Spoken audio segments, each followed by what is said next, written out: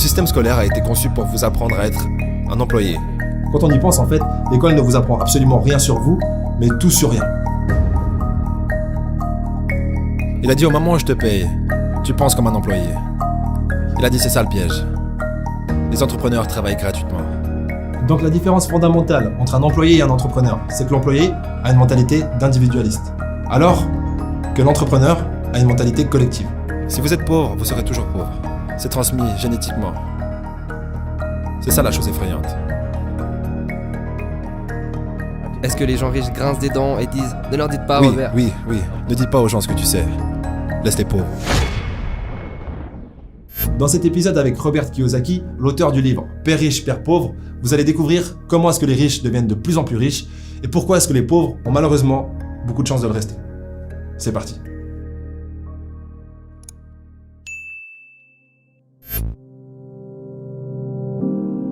Donc j'étais à Hawaï, j'avais 9 ans. Mon père était directeur pédagogique, vous savez, avec un doctorat. Un homme très intelligent, un mec bien. Et pour une certaine raison, nous avons déménagé de l'autre côté de la ville. Et j'ai été dans une école avec des enfants riches. Quand soudainement, j'ai réalisé que j'étais pauvre parce que c'est relatif. Vous savez, comme Einstein l'a dit, tout est relatif. Et donc je me souviens lever la main quand j'avais 9 ans, en parlant à ma professeure de CM1. J'ai dit, quand est-ce qu'on va apprendre des choses sur l'argent ? Et elle a dit, on n'enseigne pas l'argent à l'école. Et j'ai dit, pourquoi pas ? Et elle ne pouvait pas me répondre. Elle est devenue très frustrée. Elle a dit, assieds-toi, prends ta place. Parce que le système scolaire ne vous apprendra jamais rien à propos de l'argent. Le système scolaire a été conçu pour vous apprendre à être un employé. Ce qui est important, ou un docteur, ou un avocat, un spécialiste. Mais jamais des choses au sujet de l'argent. Et ensuite, je suis devenu curieux. J'ai dit, pourquoi est-ce qu'on n'apprend rien sur l'argent ? Elle a dit, va demander à ton père, c'est mon patron. Mon père était le directeur pédagogique. Je rentre à la maison et je lui demande, donc pourquoi est-ce qu'on n'apprend rien sur l'argent à l'école ? Et il m'a regardé et il m'a dit, parce que le gouvernement ne nous laisse pas enseigner cette matière. Le gouvernement nous dit ce que nous pouvons enseigner et ce que nous ne pouvons pas enseigner. Si tu veux apprendre des choses sur l'argent, pourquoi est-ce que tu ne vas pas demander au père de ton meilleur ami des choses à ce sujet ? Parce que le père de Mike est un entrepreneur. Et j'ai dit, qu'est-ce que tu es toi ? Il a dit, je suis un employé. Je suis un employé du gouvernement. Il a dit, la différence, c'est qu'un entrepreneur doit connaître l'argent. Ou alors, il n'est plus entrepreneur. Et il a dit, un employé n'a rien à connaître sur l'argent. Parce que le gouvernement s'en occupera et l'entreprise s'en occupera. Donc, ça a été la fin de mes années d'école, parce que je comprenais ce qu'est un faux professeur. Un faux professeur est quelqu'un qui veut juste un travail. Et ils enseigneraient n'importe quoi. Vous savez, ils enseigneraient comment cirer des chaussures si vous les payez plus. Mais ils ne savent pas vraiment ce qu'ils enseignent.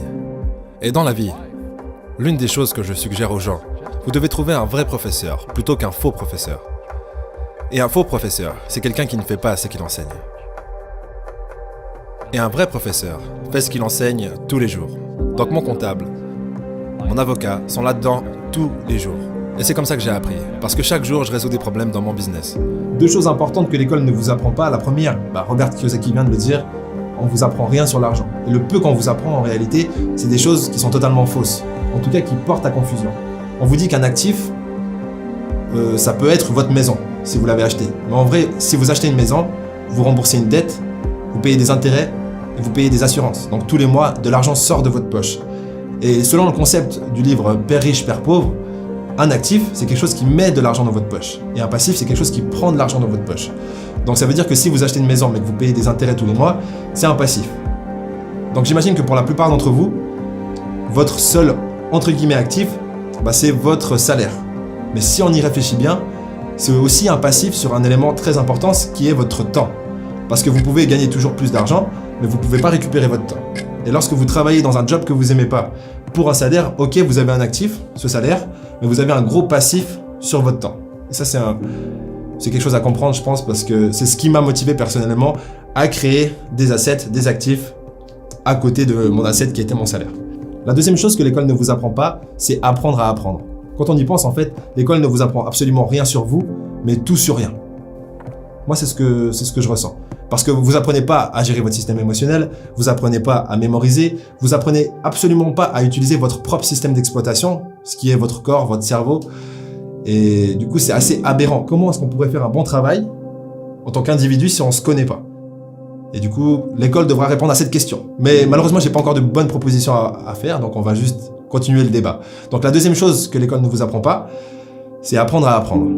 Lorsque vous apprenez, en fait, vous êtes gavé d'informations théoriques, mais que vous ne passez pas à la pratique, en fait, on ne vous apprend pas à faire des choses, on vous apprend à être un théoricien. Et ça, c'est un réel problème, parce que l'école n'est pas là pour créer uniquement des profs, mais aussi des gens qui peuvent créer de nouvelles choses et résoudre des problèmes qui n'ont pas encore été résolus. Donc une astuce, parce qu'on n'est pas là seulement pour se plaindre. Lorsque vous apprenez à faire du surf, vous lisez un livre, comment faire du surf. C'est important d'après d'aller faire du surf. Sinon ça sert à rien. Ça c'est logique. Mais si vous apprenez quelque chose que vous ne pouvez pas tout de suite pratiquer, ça arrive assez souvent. Dans ce cas-là, je vous recommande de jouer le rôle du prof. C'est-à-dire, une fois que vous avez appris quelque chose, allez l'apprendre à quelqu'un. Ce qui vous permettra d'intégrer en fait l'idée que vous savez ce que vous apprenez. Et du coup, vous le savez mieux. Donc j'étais ce gamin, complètement confus. Mais j'ai suivi le conseil de mon père et je suis lentement allé au bureau du père de Mike. Et finalement, avec de la persévérance, mon père riche a commencé à m'enseigner des choses sur l'argent, à une condition. Et cette condition, c'était qu'il ne me paierait jamais. Il a dit au moment où je te paye, tu penses comme un employé. Il a dit c'est ça le piège. Les entrepreneurs travaillent gratuitement. Mais vous savez, malheureusement, les pauvres, comme ça l'était dans la Bible, je ne suis pas vraiment religieux, mais les pauvres seront toujours parmi nous. Parce que ça commence là-haut. C'est dans leurs mots. Et les mots deviennent de la chair. Parce que les riches, les pauvres, la classe moyenne, la pauvreté commence par une attitude fondamentale. Mais quand ils disent « je ne peux pas me le payer » ou « je ne peux pas faire ça », ils s'enfoncent. Ils deviennent ce qu'ils disent. Les gens pauvres disent « je ne peux pas me le payer, je ne peux pas faire ça, je n'ai pas le temps ». Parce que c'est une échappatoire. C'est une échappatoire. Vous voyez ce que je veux dire? C'est plus facile de dire « je ne peux pas me le payer » ou « je suis trop fatigué, je ne peux pas aller à la salle ». Quand vous savez que vous pouvez aller à la salle. Mais non, je ne peux pas. C'est vrai. Et votre père riche disait quoi au lieu de « je ne peux pas me le payer ». Comment est-ce que je pourrais me le permettre? Comment je peux faire ça? Vous savez, qu'est-ce que ça demanderait? Ou pourquoi est-ce que je devrais faire ça? Il dit, une question ouvre l'esprit. Une affirmation ferme l'esprit. Donc vous voyez, quand vous dites « je ne peux pas me le permettre », votre esprit se ferme. Et vous devenez ce que vous dites. Vous savez, les gens disent « eh bien l'argent n'est pas vraiment important pour moi ». Alors, si l'argent n'est pas important pour vous, l'argent n'est pas important pour vous. Je veux dire, tu vois ce que je veux dire? Je m'en fiche de l'argent. L'argent s'en fiche de toi. Vous savez, les mots deviennent de la chair. Oh, je ne serai jamais riche. Ou le préféré, les riches sont égoïstes. Ce sont les pauvres qui sont égoïstes. Si vous y pensez. Parce que pour être riche, vous devez donner quelque chose.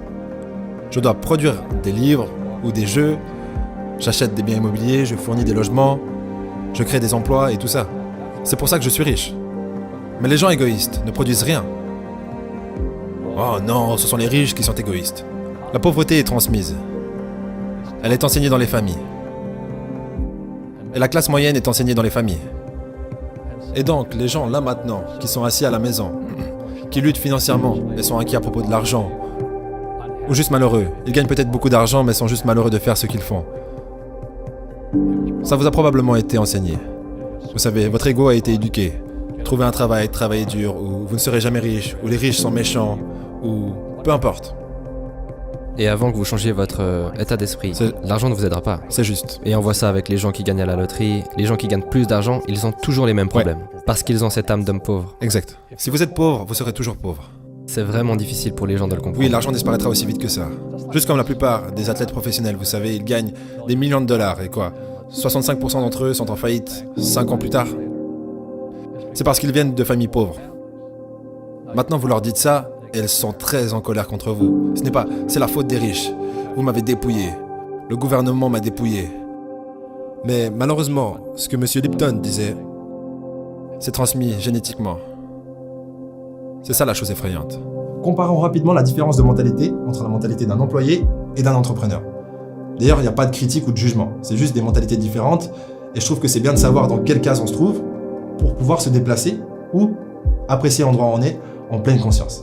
Donc l'employé dit que l'argent ne fait pas le bonheur, mais joue quand même à la loterie et travaille principalement pour son salaire et apporte en fin de compte de la valeur uniquement à son entreprise qui, elle, apporte de la valeur à sa clientèle. Ce qui est quand même minime. Du coup, ça peut être récompensé par un salaire, mais ça ne va pas pouvoir être extraordinaire. Tandis qu'un entrepreneur, lui, pense à la création de valeur. Donc il pense d'abord aux autres, puis obtient des revenus par rapport à sa capacité concrète, donc pas théorique, à apporter de la valeur sur le marché et à résoudre des problèmes pour ses clients. En plus de ça, Lorsqu'il grandit, il offre de l'emploi. Donc la différence fondamentale entre un employé et un entrepreneur, c'est que l'employé a une mentalité d'individualiste, alors que l'entrepreneur a une mentalité collective. Vous savez, j'ai eu de la malchance aussi. J'ai eu des crises financières. J'ai eu des gens qui m'ont poignardé dans le dos. Mais tout va bien parce que j'ai grandi de ça. Et c'est ça la spiritualité. Vous savez, les gens qui ont peur de faire des erreurs, comme ils l'enseignent à l'école, ils n'ont pas de croissance. Vos 2 premiers business. Le business de porte-monnaie était au top et a échoué. Ouais. Et le suivant était au top et a échoué. Mais vous ne serez jamais arrivés ici n'avais pas échoué. sans ces, entre guillemets, mauvais événements. Devrait-on arrêter d'utiliser ce mot mauvais? Oui, chaque fois. Non, chaque fois que j'ai échoué, c'était genre, bien, ok, qu'est-ce que j'ai appris? Et les gens en général, la raison pour laquelle ils sont pauvres, c'est parce qu'ils n'ont pas échoué. Vous savez, ils jouent tellement à la sécurité. Ils n'ont fait aucune erreur, comme ils l'ont appris à l'école. Ça veut dire qu'ils n'apprennent rien. C'est pour ça que le système scolaire est en fait fondamentalement corrompu. Il est anti-éducation. D'accord. Ne faites pas d'erreur et ne demandez pas d'aide. Et si je n'avais pas demandé de l'aide, vous savez, j'ai mes comptables, mes avocats, mes banquiers et tout ça. Tu sais, je rentre dans le business comme une équipe de rugby.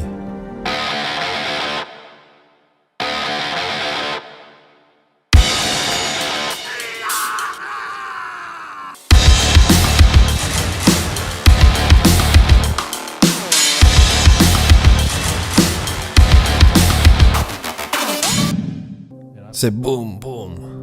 Et on botte des culs. Vous savez, le jeu du business se joue avec des comptables, des avocats, des banquiers, et je déteste le dire, et des politiciens. Vous devez connaître le jeu. Donc ce que je dis aux jeunes, c'est, vous savez, trouvez votre jeu. Donc mon jeu financièrement, c'est le business en numéro 1 et en second l'immobilier. Et c'est pour ça que je ne paye pas de taxes. Et c'est pour ça que Trump ne paye pas de taxes. Légalement. C'est une combinaison de business et d'immobilier qui nous donne un avantage injuste sur les employés. Vous savez, Einstein a dit que l'imagination est plus importante que la connaissance. Mais la connaissance renforce l'imagination. Et c'est ce dont la plupart des gens manquent. C'est de la vraie connaissance du business. Comme la comptabilité. Vous savez, comme les dettes, comme les taxes. Vous devez connaître ces choses, mais ils ne l'enseignent pas à l'école, à personne. Donc aujourd'hui, quand les gens me demandent ce que je fais, ils me connaissent en tant que l'auteur de Père riche, Père pauvre. Je dis juste, je joue au Monopoly. Donc je possède des serres, je possède des grands hôtels, je possède des puits de pétrole, des cours de golf, des business. Je joue juste au Monopoly. C'est tout ce que je fais. Je n'ai pas besoin d'un travail, je n'ai pas de retraite, je n'ai pas besoin de retraite. Je ne veux pas que le gouvernement prenne soin de moi, mais je ressens la responsabilité sociale d'enseigner. Vous voyez, les gens me disent, pourquoi tu donnes pas de l'argent aux pauvres? Le seul problème avec ça, c'est que ça crée plus de pauvres. Donne un poisson à un homme et il pêche, il mange un jour. Ouais, vous donnez un poisson à un homme, et vous avez beaucoup de gens qui veulent plus de poissons. Mais vous leur apprenez à pêcher. Est-ce que les gens riches grincent des dents et disent « Ne leur dites pas, Robert ». Oui. Ne dis pas aux gens ce que tu sais. Laisse les pauvres. On va tout de suite voir ensemble les étapes d'employé à millionnaire, voire milliardaire. Mais avant ça, je vous propose le livre de Robert Kiyosaki, Le cadran du cash flow. Pour ceux qui n'ont pas encore lu Père riche, Père pauvre, je vous conseille d'abord Père riche, Père pauvre. Ça crée une bonne fondation pour ensuite passer au deuxième livre qui est Le cadran du cash flow. Les 2 liens sont dans la description. Si vous n'avez pas encore de compte Audible, le premier livre audio est gratuit. C'est vraiment 2 livres que j'ai lus, enfin que j'ai écoutés plutôt, et que je vous recommande pleinement. Surtout si vous voulez vous lancer sur votre quête d'indépendance financière.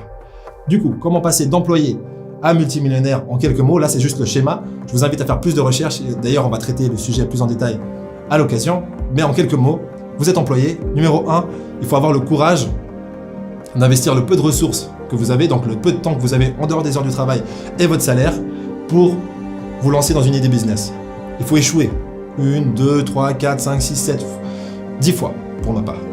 Et lorsque vous trouvez une idée qui fonctionne, là il va falloir automatiser votre façon d'offrir le service ou le produit et de recevoir l'argent en retour. Soit vous automatisez informatiquement, soit vous déléguez à d'autres êtres humains qui peuvent faire votre travail à votre place aussi bien que vous. D'ailleurs ça c'est un challenge, peu importe. L'étape suivante, c'est de créer une autre source de revenus avec les bénéfices de la première source de revenus, pour ne pas payer d'impôts sur vos sources de revenus et sur vos bénéfices surtout en fait. Du coup, vous créez une deuxième source de revenus, une troisième source de revenus, vous investissez tous les bénéfices pour l'entreprise, et lorsque vous êtes prêt à passer à l'étape suivante, vous investissez les bénéfices de vos 3 sources de revenus pour contracter des dettes, parce que vous ne payez pas d'impôts sur les dettes. Et du coup, vous investissez dans l'immobilier. C'est plus ou moins ce qu'a fait McDonald's. Ils vendaient des burgers et ils faisaient des bénéfices. Ils réinvestissaient les bénéfices pour contracter des dettes immobilières, donc des hypothèques, dans des immeubles où ils créaient d'autres McDo. Donc dans tous les McDo où vous allez, l'immeuble appartient au McDonald's en question. Ce qui a permis justement de diminuer la quantité de charges et de taxes qu'ils auraient dû normalement payer et d'augmenter la croissance de l'entreprise McDonald's. Donc je vous souhaite plein de frites, plein de burgers, plein de coca. Et moi je vous dis au prochain épisode. Ma mère voulait que je sois un conducteur de camion. Parce que ça voulait dire que j'allais gagner $24 000 par an si j'allais à Truckmasters.